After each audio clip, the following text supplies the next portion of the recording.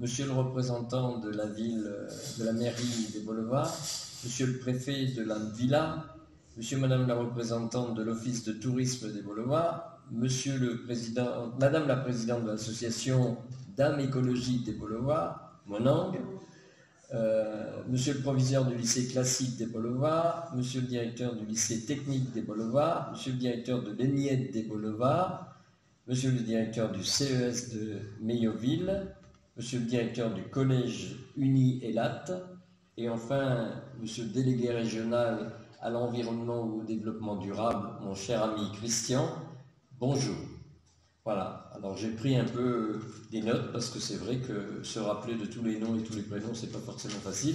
Je me présente, je m'appelle Bernard Gillet, je suis le président fondateur du Festival international éclaté et régionalisé des objectifs de développement durable. Et pourquoi avoir créé ce festival?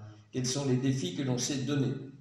Alors il faut savoir que l'agenda 2030, dont vous avez tous entendu parler, en est à mi-parcours, mais qu'on n'est pas forcément les 193 États réunis, pas de très bons élèves, puisque dans certains domaines, comme par exemple celui de l'éducation, qui vous réunit à plusieurs ici, eh bien, on a perdu des points. C'est-à-dire que la situation est plus désastreuse qu'elle ne l'était, même s'il ne faut pas toujours utiliser le mot désastreux, elle est moins bonne qu'elle était le 25 septembre 2015 à la date de signature des ODD. Alors, je voudrais rappeler, parce que c'est très important maintenant, je m'adresse à des représentants d'autorités, de représentants de collectivités locales ou des représentants de l'État au niveau régional ou au niveau local, eh bien, c'est que l'agenda 2030 fait suite à l'agenda 21 qui avait été mis en place après le sommet de la Terre de Rio en 1992.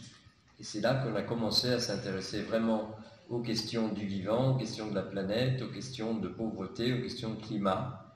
Et on s'est surtout intéressé à cette époque de faire un inventaire le plus exhaustif possible des situations qui se passaient dans chaque pays, dans chaque région et sur chaque territoire. Et l'agenda 21 était ouvert, d'ailleurs ça a été une forme de participation de la société civile à l'époque.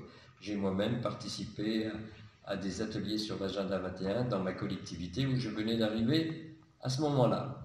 Donc on a commencé à faire l'inventaire, savoir qu'est-ce qui n'allait pas, quels étaient les problèmes. Donc la pauvreté était mise en avant, mais on traitait aussi les problèmes de transport, les problèmes de santé, les problèmes d'éducation, les problèmes de déforestation déjà.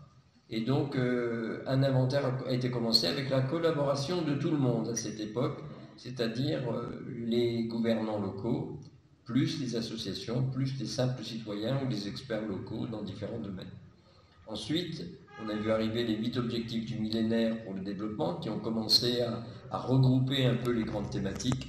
Et enfin, le 25 septembre 2015, un agenda 2030 dont nous sommes, encore une fois, je le dis, à mi-parcours, a dressé la situation et surtout a permis de fixer 17 objectifs de développement durable avec 169 sous-objectifs.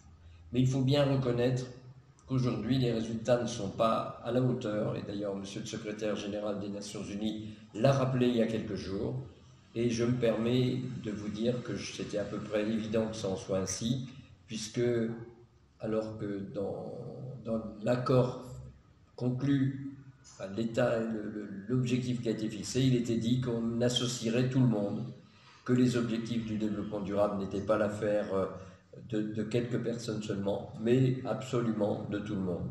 Donc il fallait informer tous les acteurs, y compris les représentants des collectivités locales, qui sont encore un peu loin des objectifs détaillés de développement durable, et surtout les simples citoyens, et avant tout ceux qui sont les représentants à venir de notre population, c'est-à-dire tous les jeunes qui aujourd'hui fréquentent le collège, le lycée ou l'université, et qui vont prendre la relève et à qui on va malheureusement laisser le vivant et la planète dans un piteux état.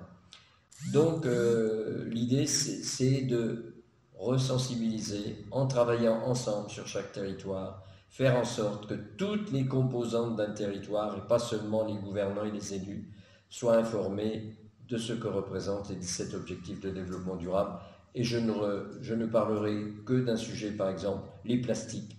Les plastiques, ça nous concerne tous. Et le fait que dans la mer, il y ait bientôt plus de plastique que de poissons, ça nous concerne tous. Donc ça veut dire que sensibiliser les enfants dans les établissements scolaires, à commencer par là, sur l'usage des plastiques, des emballages, les questions de pollution, les questions de pesticides, etc. Ça nous concerne vraiment tous et il faut recommencer par là. Et c'est par là que je vous appelle à créer des synergies en local. Alors, pour faire ça, je voudrais vous faire une proposition, mesdames et messieurs. J'en ai parlé déjà avec le délégué régional à l'environnement et au développement durable, notre ami Christian. Je pense qu'on peut essayer de désigner ensemble des jeunes ambassadeurs ou ambassadrices sur chacun des 17 objectifs de développement durable pour relever ensemble les défis qui se présentent à nous. Merci de m'avoir écouté. Je suis à votre disposition pour participer et devenir votre partenaire. Merci beaucoup. Merci beaucoup.